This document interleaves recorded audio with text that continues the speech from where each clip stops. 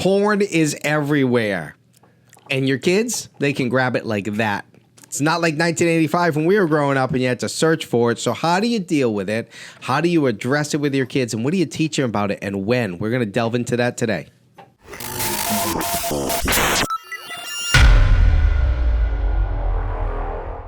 Hey, welcome back to The Art of Fatherhood. I am Brian LaFauci. And I'm Patrick Marino. And today we are going to talk of the ever elusive porn. Or not elusive. Right? It used to be elusive. Used to be hard to get. Do you have people in your life who have committed to, like, I'm cutting porn completely out of my life? I do not. You do not. No. I do. I have some people that have said, like, got to get it completely out of my life. And I think that that is a byproduct of its accessibility. And as dads, it becomes a real issue really early. Well, let's play a little game. I mean, let's think through this. Let's play like what we cut off. I'm going to say like a thing I cut off access to, and you're going to tell me the workaround if you're a kid to still find porn. Got it. Okay, ready? Yeah. All right. Let's start with this one. No computer devices up in your bedroom. They have to be down in like a common area. It's a workaround. Oh, God. What would I do? I think I screwed this game up already. I don't know the answer. What's the workaround? Well, think about it. What would I do? I don't know. No, what I'd would you sneak do? down when I'm not supposed to be downstairs and look at it. No? Sneak it. Middle of the night?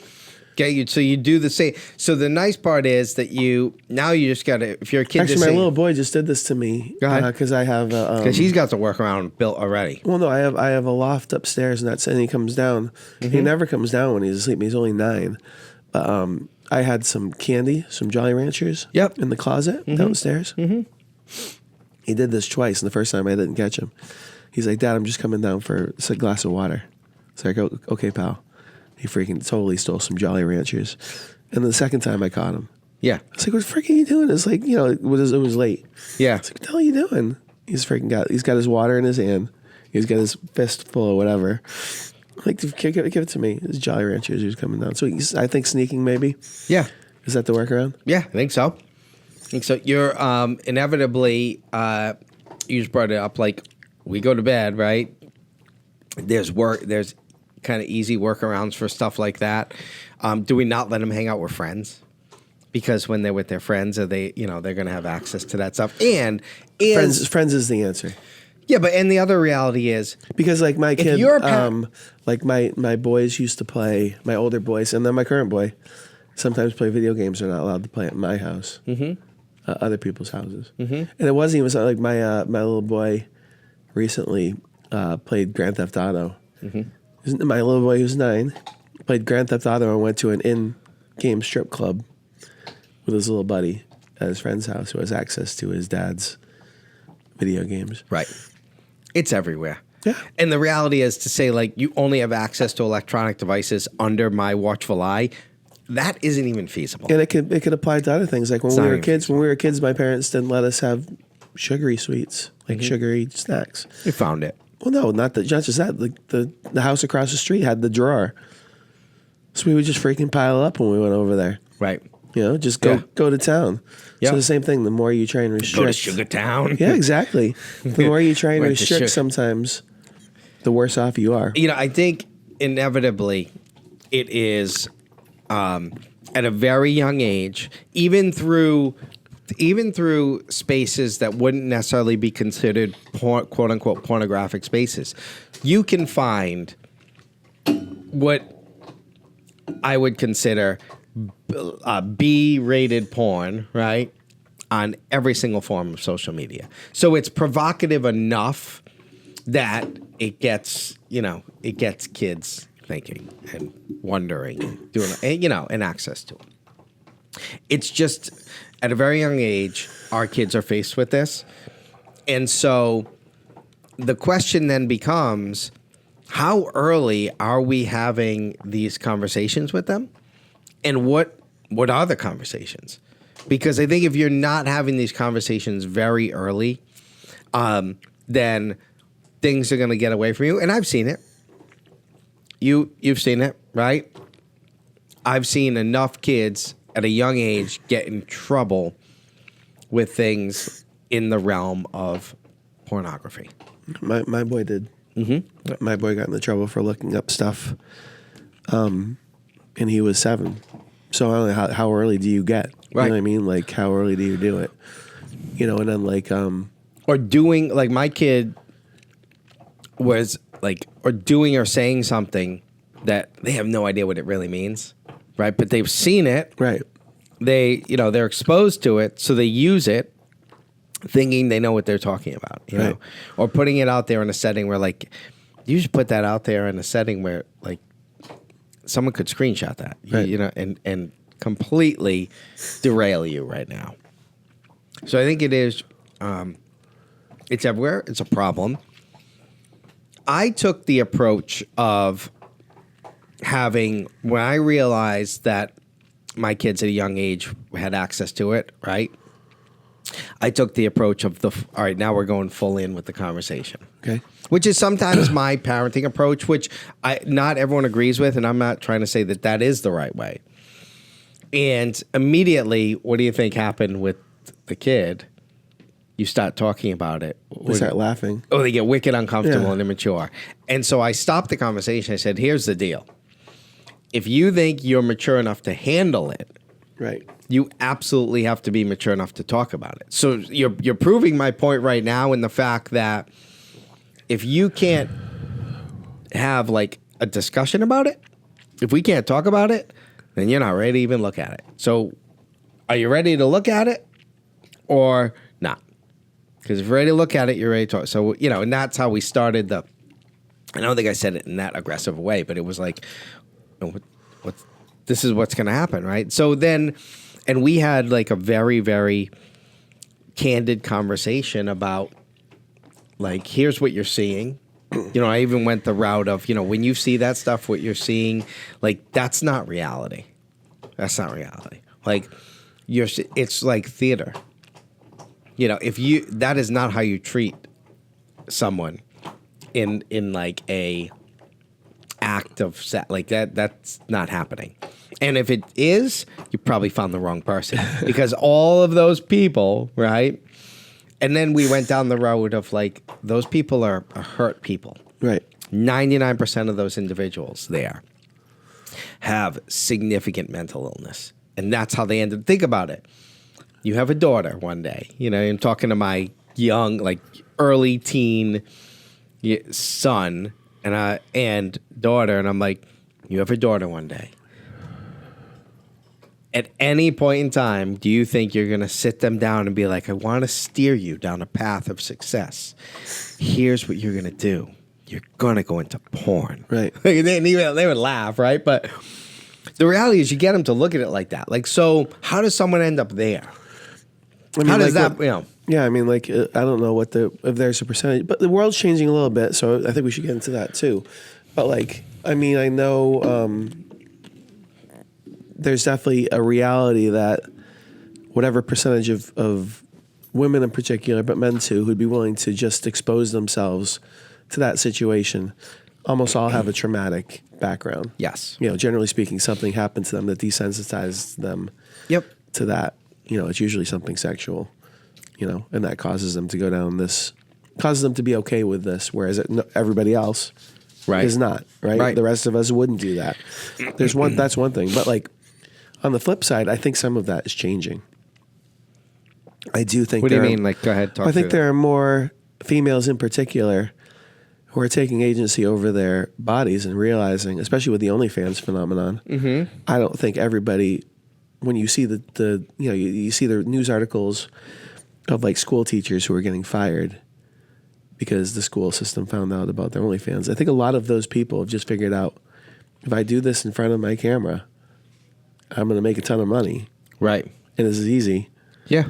And I'm not necessarily sure it's always hurt people anymore. I think we live in a little bit of a different environment now.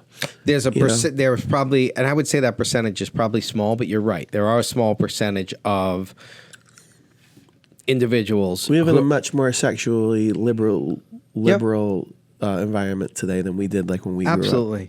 Absolutely. And I still think some of And that. if you know anybody who like stripped for a living, for example, Yep. or did anything close to this, Yep. then you know their background Right. was fucked up, Right. right? Right. It's like, Yep. yeah, just Yep. no question. Yeah. Whereas I think nowadays it might be a little bit different. Yeah. No, you're 100% right. I think there are people that are getting into that, and it's interesting. So you know what's interesting? You brought up like an individual who becomes a stripper versus an individual who I can go online and find porn of. Yeah. I think, ironically, you could say we're splitting hairs here, but one could be more damning than the other from a lot of different standpoints, right? I think there's potential harm to your future should you have a library of porn movies out there that people can access and Right. find. I think we know the people that got in that industry that we grew up with that were close to us, and especially on the porn side, and then you think about what it has, what the ramifications of that have been, and does it mean their life is over? No, but there definitely some barriers put up there. And I think that's. I mean, we're going. There's issues. We're going on the rabbit hole. There's issues for them a lot of times. Like banks won't take their money, and there's all sorts of issues. Yeah, with that. But I mean, the reason why or they're worried about if there's all sorts of great documentaries out right now, but like if something happens with one of these channels, like Pornhub got into trouble. And they had to, section off some of their content, and the people that relied on it then were fucked. You know what I mean? They were just like, "Oh shit! Like, what am I going to do now?" Yeah. So it's like it is a difficult industry. Like, if you decide to get into it, or like again, for people who are younger and they're successful, and then all of a sudden they get a little bit older, they can't do it anymore. I mean, there's all sorts of problems with that for people. So again, like it's not desirable no matter what. I think to like clarify the landscape. That's a rabbit hole we've gotten past. Well, to clarify the landscape is this: the quote unquote industry of pornography has existed for thousands of years. It's never going away. Prostitution was the first, Do you remember your first experience seeing porn? Yes. Yeah, and what would you classify what would you classify? It was like one porn? of the magazines. Okay. When you would try to get a hold of the dirty magazines. That's what you try to do. It's never going away. So the industry's not going away, and we're not going to. I think there's something probably. I think it's very human, but I think there's also something very, natural about it. You know what I mean? Like I think it's like that's obviously something people want to do. Yeah, see, right? So this is supply and demand. Exactly. That's existed forever. I think the issue becomes it's the amount of it you can access. And the amount of it that younger people can access at a time frame when they don't, unless you're having the conversation, you're allowing them to interpret what they're seeing very independently and with a very juvenile lens. Like, oh, this is how I'm supposed to love someone, right? I am supposed to take my little 14-year-old girlfriend and grab her by her hair and choke her out. And as graphic as that is, unless you have the conversation that, hey, TV timeout, right?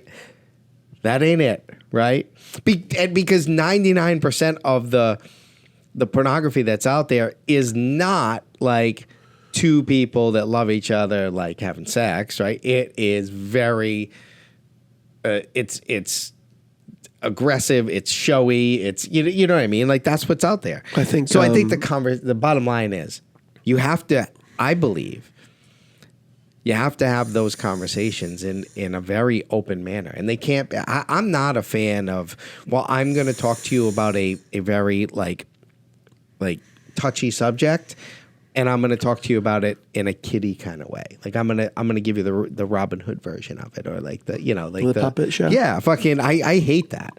I love you very much. Yeah. Let's have sex. What's sex? It's when a man and a woman love each other. They lie on top of each other. That was fantastic. Bo liked that. He's like, I like puppets. Bo, you like that? You let Bo likes this conversation a lot. She's like, this is a great conversation, guys. What I was going to say is that I think there's all sorts of evidence that this is that the access and what's going on is bad for our kids. And I think that some of it is you've got addiction, right? Because as soon as you've accessed it, it is something that gives you this automatic satisfaction. Absolutely. You've got addiction. Yep. You've got bad. You've got, and this is stereotypical, but I think this is true. You've got men who have bad examples of what sexual activity is supposed to look like.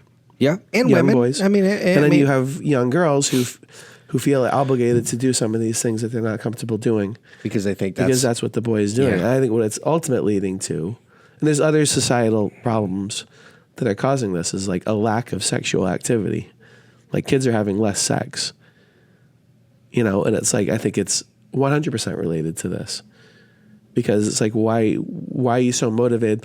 Like, I hate to say this, but like, what's one thing that keeps a married couple from cheating on each other with the ability to masturbate and kind of take care of yourself so you're not freaking tempted to go do freaking something else, right? Yeah. But like now you're a young boy, like it's like you've got this access to this, these women who are unattainable. Yeah. You never meet in real life. Right. And you don't have this, you don't have the same appreciation for the girls who are right in front of you. Right. And the girls think all of the freaking dudes want stuff that they're not going to want to do. Right. So it's like you've created this problem. Yeah. This is a real societal problem. Right. Where the little boys and men are as motivated to go out and do what they need to do to become a good sexual partner. Yep. Yeah. And the girls don't want to have sex with any of them. So like you've got less sex happening. Yeah, I've heard that. Yeah. It's funny. I haven't like dug into that, but I have heard that. Yeah. I've heard that a number of people bring that up. And I as don't think it's something just the going on porn. in But I think society. the porn is a freaking problem. Is part of it. It's absolutely part of it. Yeah. And it definitely over the last decade has infiltrated itself in a much higher capacity than any other time. So it definitely is a piece of it. I think the other question becomes, as you're thinking about this, do you wait until, I caught you, right? Which is not going to be the first thing that happens, right? So do you wait till, I caught you for the conversation? Or do we just start having these conversations earlier? And I think as much as I'm not a fan of the idea, you've heard, this was like a political talking point for a while, schools integrating these conversations at young ages and people getting all up, it's not your job to talk to my kids about sex and blah, blah. And I trend with that notion, but I get how it wasn't like it wasn't done in this malicious way of, hey, let's talk to kids about sex. It actually was pretty well thought out, I think, in from an argumentative standpoint that, hey, guess what, parents, your kids are getting exposed to this stuff wicked early. Yeah, way earlier than you're thinking. It's a health and psychological issue that has to be dealt with the kids. And there's a certain number of parents who don't want to have the conversation. Right. Who aren't comfortable with it. Right. Who would think opposite of, and that's, like I said, not claiming right or wrong, but they would think opposite about what my stance is on that conversation. Right. Like so there's a lot of parents who are just like kind of happy to have the schools talk, but not happy like in like a outwardly like, hey, I'm so happy that schools are dealing with this, but like just like kind of like secretively like, thank God they're dealing with it because I don't want to freaking do it. Right. Right. And then there's a lot of parents who are more puritanical who are like, well, I will decide when my child is right for this conversation. Right. I mean, like in my circumstance, you talk about like when like I don't know that I was ready to have that conversation when my boy was 6. Right. But I don't know if I should have. Right. I think it's tough to, and that's what I mean. Because you're talking about should you get to it ahead of time, and it's like, well, when they're 4, right? When they're 5, and I think naturally at 4 or 5, they're not really searching that stuff out, but I think they are searching it out at a much younger age, or maybe not a younger age. It's just when they do search it out, it's way easier at a younger age. So like if at 10, the kids are like, hey, I there's this thing, blah, blah, blah. It's like, boom, it's there. They don't have to they don't got to wait to figure it out or to find it. And then that first exposure to it is probably pretty fucked up. And it's, I mean, the first time I saw 2 people having sex on camera, I was mortified. Yeah, of course. I remember exactly Yeah, where yeah. I was and what I was doing. Yeah. I was like, this is freaking weird. Yeah. I was like, wow, that's really why. Because like the first couple times I saw like porn were was like Showtime. Oh, yeah. Showtime But it was After like Dark. kind of grindy, Skinemax. like really, Skinemax. really everybody's HBO late airbrushed night. and like it looks really like perfect. Yeah. and you don't really see all the actual mechanisms. You only see like certain angles, and then you see the actual action in Yeah. a real freaking hardcore Yeah, pornographic yeah. film. You're like, what the hell? That's really what's happening. Yeah. Like I think that so I don't know what the answers to this are, but like I do think it's like as soon as they start seeming like they're curious, you should probably talk about the mechanisms. Yeah. Here's where babies come from. Right. It's probably time to probably have that conversation rather than Right. waiting for it. I don't think you should ever wait for that conversation. And I think Like, a lot, and they, to and me, here's the age, and here's what happens. Like Yeah. as you get a little bit older, you go through puberty. Here's what happens to women. Here's what happens to men. You know what I mean? Like, and that this is the process of procreating, right? And then what comes of that? Well, there comes this pleasurable experience, and then that's where all the rest of it comes from. I don't Right. think there's any reason to hold that conversation off. Yeah. As soon as they start asking, like, if Yeah. they start asking, like, where did babies come from? Or Yeah. how did this happen? How did that happen? Or whatever it is. Or they seem like they're trending towards asking that question. Yep. Maybe that Yep. I think you have to go ahead and explain the mechanism. I don't think there's any, yeah. I think that the only thing that would maybe hold me back would be worrying about what the other parents thought if my kids started freaking spouting out. Yeah. I Shit. mean, I think But I don't think you can can't do worry that too much anymore. You about can't that because either. otherwise they're going to get exposed with no context. Yeah. Yeah, and I think to worry, you got to do the best you can. And the worst thing I think sometimes is what are other parents going to think? If you think it's the right thing, and you've thought this through, and there's not like imminent harm by taking this approach, which there isn't. Nobody would ever say that good, open, consistent communication is a bad parenting style. Right? They would just say, "Oh, I think you maybe had that conversation a little too young." Well, okay. Well, I might keep the conversation going, so I know that they are. or they tell their kids that they can't hang out with your kid. Yeah, whatever. Okay, I so- don't like their kid anyways. It sucks. That's not nice. There's other considerations I think as well, especially if you have young boys. So we both have boys, and this is societal and legal. But young boys, I think young girls are more susceptible to pure like physical danger. But young boys could have their lives ruined by this way more than girls for like something simple. It's like one of the things that's in the news right now is the AI stuff, right? Oh, it's horrific. You can use an AI tool, take a friend of yours, Mm-hmm. turn them into a porn star really quickly, and share that image. Yeah. Right now, the way that a lot of those laws are written, if that happens to a young boy now, they will be labeled a sex offender for the rest of their lives. Yeah.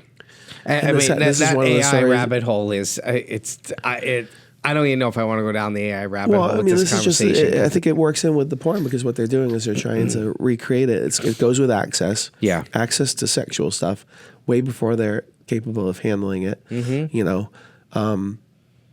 There was this especially like there was. I remember one of the documentaries I listened to about Pornhub. It's called The Butterfly Effect. I think I think it's one of the things that everybody should listen to. Just how porn is affecting the world and how the explosion of free internet porn affects the world. It's called The Butterfly Effect. Oh man, yeah. And they were talking about a young kid who was autistic. I mean, I don't think he was like severely autistic, but he saw something.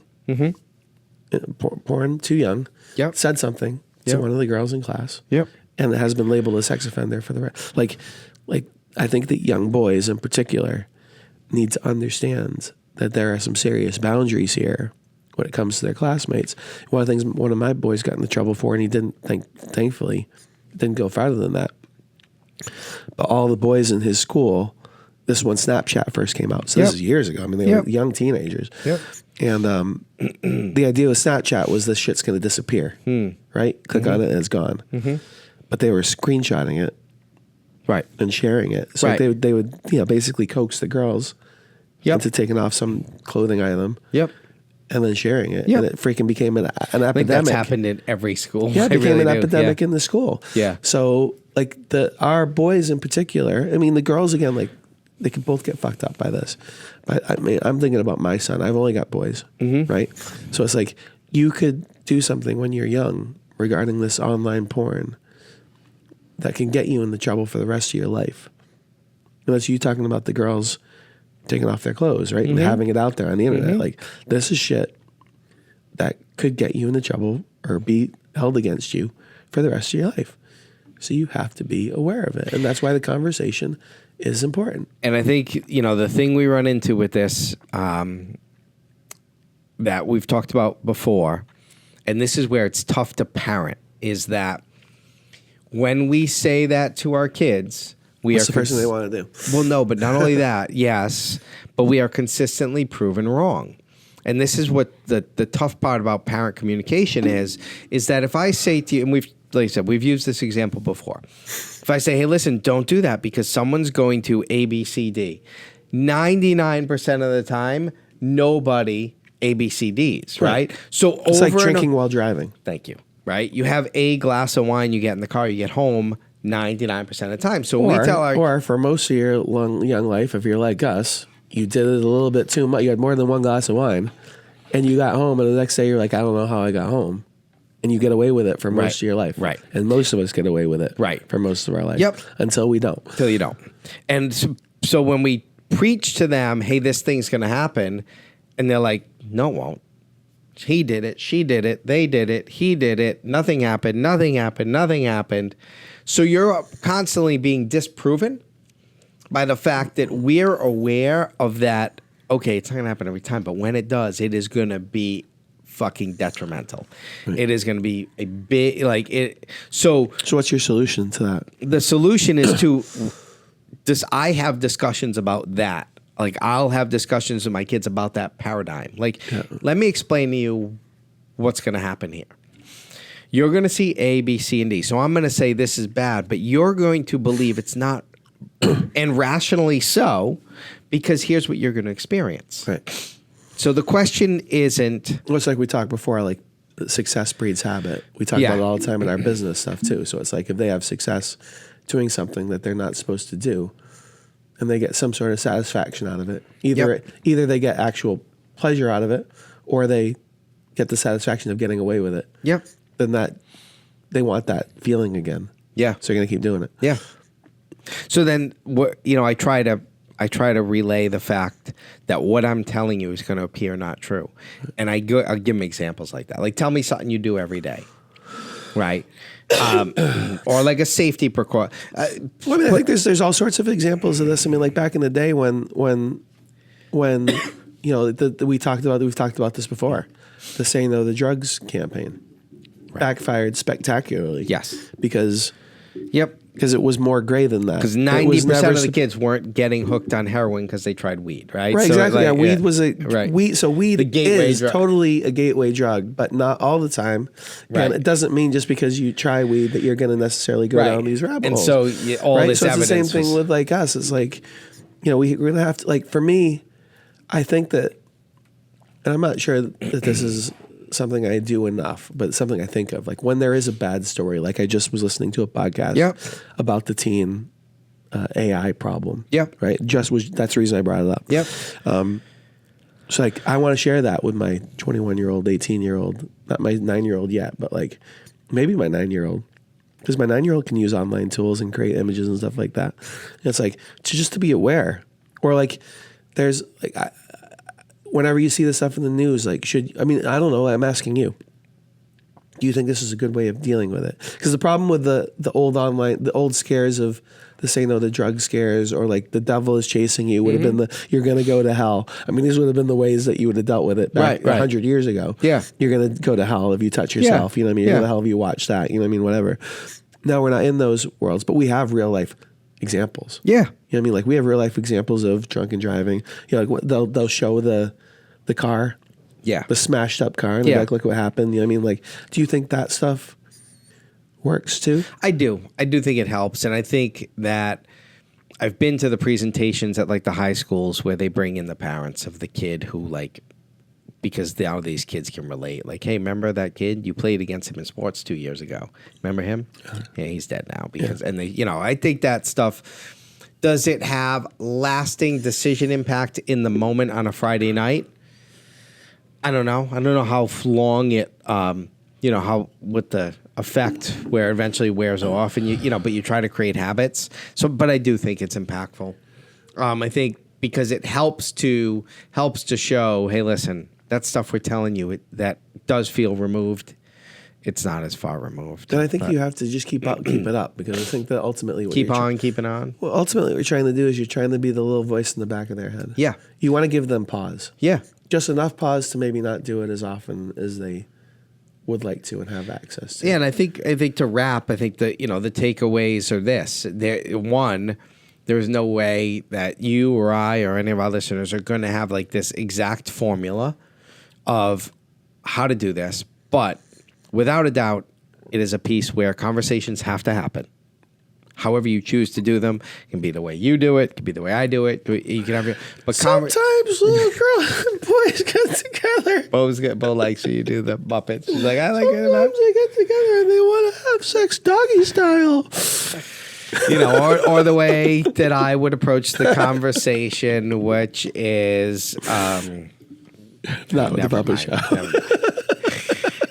But having the conversations, and if you wait until you catch them, I guarantee you it's been going on for longer, and they've been formulating their own opinion for quite some time. So get ahead of it.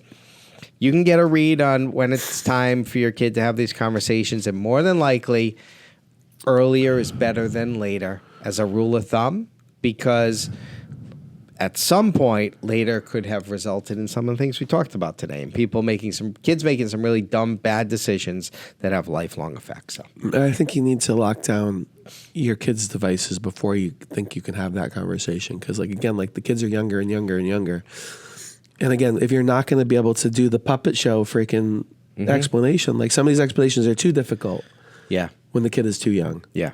They're just too, there's no way. It's like, it's one thing to have a conversation with a kid who's, a preteen, and it's a little bit awkward and they laugh a little bit. It's another thing to try and have this conversation when they're like 5 or 6. Yeah, and I don't think... So I think you've got to do a little bit, you've got to be a little bit more proactive, not in terms of talking about that shit, but I think that you do have to lock down your devices, do the best you can to keep them away from it without scaring them and making them want to do it more. You know what I mean? Like, what can you do about it? Can you destigmatize, block access without talking about it a lot, without being like, you can't do that, and then them wanting to go search it out more. You know what I mean? Just being hey bud, you're not really ready for that shit. I mean, you're not ready for it. Absolutely. Parental controls are a no-brainer at young ages. If you're not doing it, you're opening yourself up to a world of trouble from a number of different standpoints, and the porn world is one of them. Mm-hmm. Good stuff.